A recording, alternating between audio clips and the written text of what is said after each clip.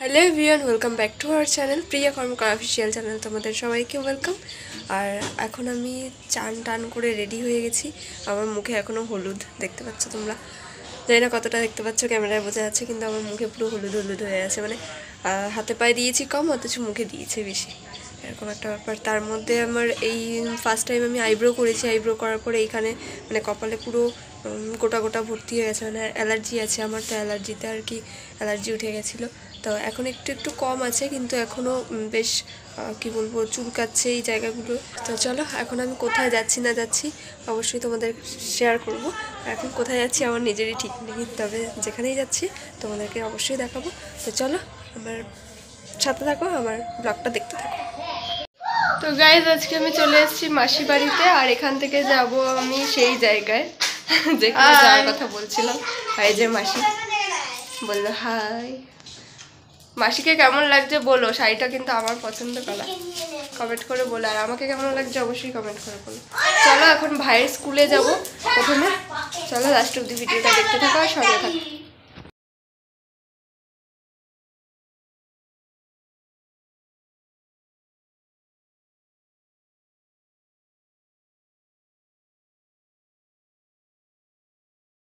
এই দেখো গাইস, বর মশাই রেডি। পাত্রী চাই, পাত্রী চাই। আজকে সরস্বতী পুজো, ভ্যালেন্টাইন্স ডে, দুটো একসাথে। আমার ভাইয়ের জন্য একটা পাত্রী চাই, আমার ভাইয়ের বউ আসবে। এটা কি ছিল? তো চলো, এখন আমি যাচ্ছি সেই আমার যেখানে যাওয়ার কথা সেখানেই যাচ্ছি। আমি গিয়ে তোমাদেরকে দেখাবো, এখনো বলবো না যে আমি কোথায় যাচ্ছি বা আমার প্ল্যানটা কি। তো চলো সেখানে যাই, গিয়ে তারপরে দেখা হচ্ছে। তবে হ্যাঁ, তারা কিন্তু সেলিব্রিটি, অবশ্যই সেখানে ফাংশন হচ্ছে। আর তবে আমাদের 2 মেম্বারদের আমি খুব মিস করছি, কারণ কি তারা কেউ নেই আজকে। আজকে দেবরাজও নেই, রাহুলও নেই, সিডও নেই, কেউ নেই, শুধু আমি যাচ্ছি। তো যাই হোক, আমাকে আমার মাসি বলছে ঝগড়ুটি মাসি। আমি ঝগড়া করি? আমি ঝগড়া করি? তোমরাই বলো। ঠিক আছে, চলো যাওয়া যাক। এখন অনেক দেরি হয়ে গেছে, প্রায় 2:30 বাজে। তো ওখানে গিয়ে একবারে দেখা হচ্ছে। তো গাইজ, বেরিয়ে গেছি আর যাচ্ছি হচ্ছে আমি মাসি আর ভাই আর মাসির ছেলেকে নিয়ে নিই, কারণ এই ভিড়ের মধ্যে আর ওকে নিয়ে নিই, তারপরে ওর ঘুমোবে যদি ঘুমিয়ে পড়ে, ওই জন্য। তো এখানে এসে দেখলাম যে দাদা স্টেজেই রয়েছে। তো তারপরে এখানে দেখো একটা পুতুল, কি সুন্দর লাগছে, আমিও একটু ছবি তুলে নিলাম, সাথে মাসি আর ভাইও ছবি তুলেছে। এখানে এসে সবার সাথে দেখা হয়েছে। বেসিক্যালি এখান থেকে যখন বেরোচ্ছিলাম তখন ঈশিতাদির সাথে দেখা হয়েছে। তো তারপর চলে আসলাম কেডির বাড়িতে। কেডির বাড়িতে এসে অঙ্কিতাদির সাথে ছবি তুললাম, তারপরে মামুনির সাথে ছবি তুললাম, আর সবার আগে তো জেঠুর সাথেই দেখা হয়েছে, তো জেঠুর সাথেও কথা হয়েছে। তো সবার সাথেই ছবি তোলা হয়ে গেছে। আর আমার ফেসবুকে গেলে তোমরা ছবিগুলো দেখতে পাবে, প্রিয়া কর্মকার বলে সার্চ করলে, আর ইনস্টাগ্রামে প্রিয়া কর্মকার অফিসিয়াল বলে সার্চ করলে দেখতে পারবে ফটোগুলো। আর অঙ্কিতার দিকে কিন্তু আজকে খুব সুন্দর লাগছিল দেখতে। তো গাইস, দাদার বাড়িতে চলে এসেছি, মানে কেশবদার বাড়ি, কেডির বাড়ি, তোমরা সবাই চেনো তাকে। তো কেশবদার সাথে এখনো অবধি দেখা হয়নি। অঙ্কিতাদি, মামুনি, তারপরে জেঠু, সবার সাথে দেখা হয়েছে, ছবিও তোলা হয়েছে। এখানে এসে তপুদার সাথেও দেখা হয়ে গেছে, ব্লগার তপুদা। অনেকদিন ইচ্ছে ছিল, তো আজকে সেই ইচ্ছেগুলো আর কি পূরণ হচ্ছে। তবে আমার সবথেকে বড় ইচ্ছে হচ্ছে দাদার সাথে ছবি তোলা, মানে কেশবদা আর হচ্ছে প্রীতিদি, রন্দা। তো ওদের জন্যই আর কি দাঁড়িয়ে আছি, ওয়েট করছি। ওরা কখন আসবে আমি নিজেও জানি না। আমি দিদিকে জিজ্ঞাসা করলাম, অঙ্কিতার দিকে, তো বললো যে এখনো অবধি আসেনি, কখন আসবে ঠিক নেই।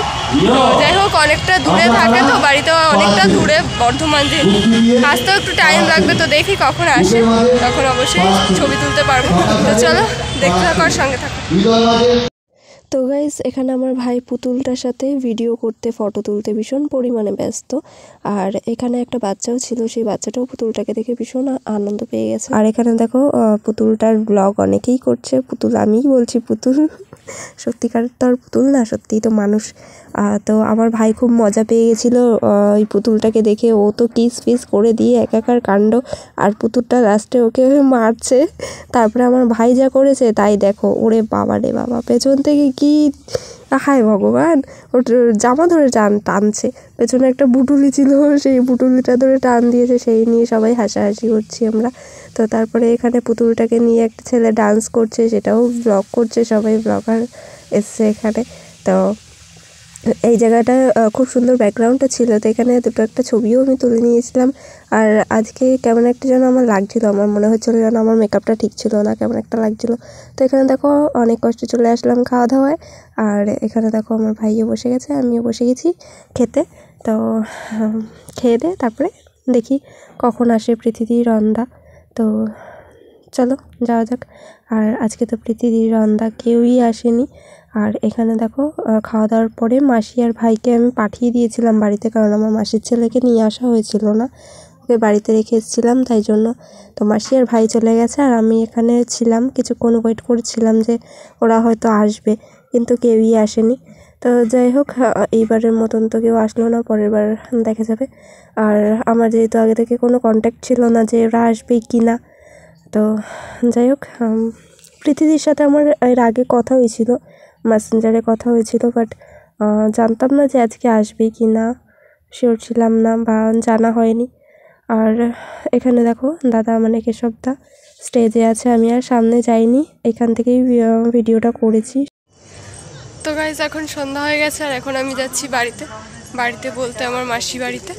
আর কেশবদার সাথে তো দেখা হয়নি, কেশবদা ফাংশানে ছিল, স্টেজে ছিল তাই জন্য। আর তপুদার সাথে দেখা হয়েছিল, আর যাদের জন্য ওয়েট করছিলাম সেটা হচ্ছে গিয়ে কেশবদা আর হচ্ছে পৃথিবী, রন্দা, তারপরে তিথিদি, তুষারদা, তো এদেরই দেখা পাইনি। যাই হোক, ব্যাড লাক। তো চলো এখন আমি বাড়ি যাচ্ছি, বাড়ি গিয়ে ফ্রেশ হয়ে তারপরে দেখা হচ্ছে। তো গাইজ ভিডিওটা আর পরে কন্টিনিউ করতে পারিনি, কারণ কি সে পরের দিন আমার কল টাইম ছিল, সিরিয়ালের শুটিং ছিল, তো সেই দিনই আমার মাসি বাড়ি থেকে বেরিয়ে যেতে হয়েছিল বাড়িতে, যেহেতু বাড়িতে সব কিছু ছিল আমার জামা কাপড়। তো যাই হোক, ভিডিওটা ভালো লাগলে অবশ্যই লাইক কমেন্ট শেয়ার করে দিও, যারা এখনও চ্যানেলটি সাবস্ক্রাইব করনি অবশ্যই করে দিও। তো চলো সবাইকে টাটা, বাই বাই, দেখা হচ্ছে।